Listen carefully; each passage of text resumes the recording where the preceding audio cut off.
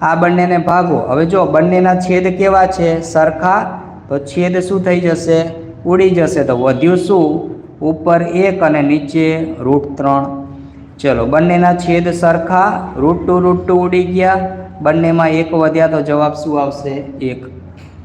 ચલો બંનેના છેદ સરખા, 2 ઉડી ગયા, ઉપર √3 અને નીચે શું વધ્યા? 1।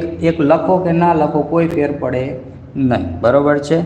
ચલો અહીંયા ઉપર 1 અને નીચે 0, કોઈ પણ સંખ્યાને 0 વડે ભાગો એટલે જવાબ શું આવે? ઇન્ફિનિટિવ એટલે કે અવ્યાખ્યાયિત, બરોબર છે। સિમ્પલ વસ્તુ। ચલો કોટ માટે શું થાય? ટેનનું વ્યસ્ત થાય। જે ટેનનો જવાબ આવ્યો હોય ને એ આપણે એને 1ના છેદમાં મૂકી દેવાના। ચલો ટેનનો જવાબ કેટલો? 0। 1/0 કરો તો જવાબ શું આવે? અવ્યાખ્યાયિત, બરોબર છે। ચલો આનું ઊંધું કરી નાખો, √3 ઉપર જતા રહે અને 1 નીચે, 1/1 શું આવશે?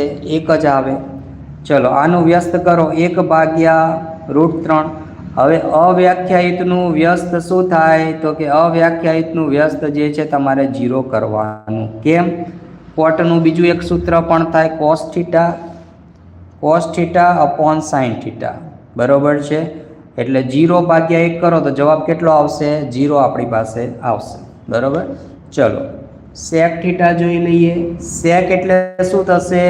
sec એટલે કોસનું વ્યસ્ત થાય। કોસની જે કિંમત હોય અને 1ના છેદમાં મૂકી દો એટલે sec મળી જાય। ચલો કોસની 1 હતી તો 1/1 કેટલા થશે? 1 થશે। આને ઉલટ કરો, 2 ઉપર જાય ને √3 નીચે। આને ઉલટ કરો, √2 ઉપર અને 1 નીચે। આને ઉલટ કરો, 2 ઉપર અને 1 નીચે। અને 1/0 કરો તો જવાબ શું આવે? અવ્યાખ્યાયિત આવે, બરોબર છે। ચલો કોસેક માટે જોઈ લઈએ। કોસેક એટલે શું થાય? સાઇનનું વ્યસ્ત થાય એટલે 1/sin θ, બરોબર છે। તો 1/0 કરો તો શું આવે? અવ્યાખ્યાયિત। આને ઉલટ કરો, 2 ઉપર 1 નીચે, √2 ઉપર 1 નીચે, 2 ઉપર √3 નીચે, બરોબર છે। ચલો અને આ બાજુ 1, બરોબર છે। તો આ રીતે તમે કોઈ પણ વસ્તુ લખી શકો છો। અને તમારે આ નીચેના આ ટેનના સૂત્ર અને કોસેકના સૂત્ર પણ યાદ રાખવાની જરૂર નથી। એની પણ એક સિમ્પલ રીત કહી દઉં। જેમ સાઇનનું કોસ લખ્યું ત્યારે શું કર્યું? પાછળથી ચાલુ કર્યું, રિવર્સ। એ રીતે ટેન લખી દીધા પછી શું કરવાનું? કોટ માટે એનું પાછળથી ચાલુ કરવાનું। સેક લખ્યા પછી કોસેક માટે શું કરવાનું? તો કે પાછળથી ચાલુ કરવાનું છે, બરોબર। તો આ થયો આપણો ટ્રિગ્નોમેટ્રી એટલે કે ત્રિકોણમિતિનો કોઠો, બરોબર છે। ચલો ક્રિશ ઠાકોર કહે છે સાયન્સમાં હૃદયની આકૃતિ કેવી રીતે દોરવી? 4-5 વાર પ્રેક્ટિસ કરશો તો ઓટોમેટિક આવડી જશે, બરોબર છે।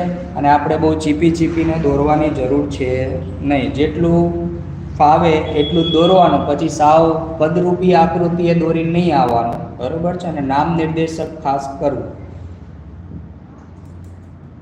ચલો બીજી કોઈ ડિફિકલ્ટી હોય તો?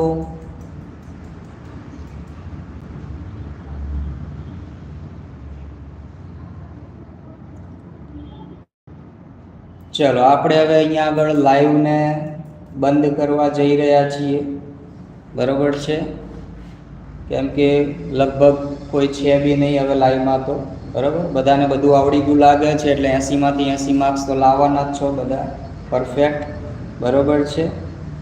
તો લાઈવ હવે બંધ કરવા જઈ રહ્યા છીએ, બરોબર છે।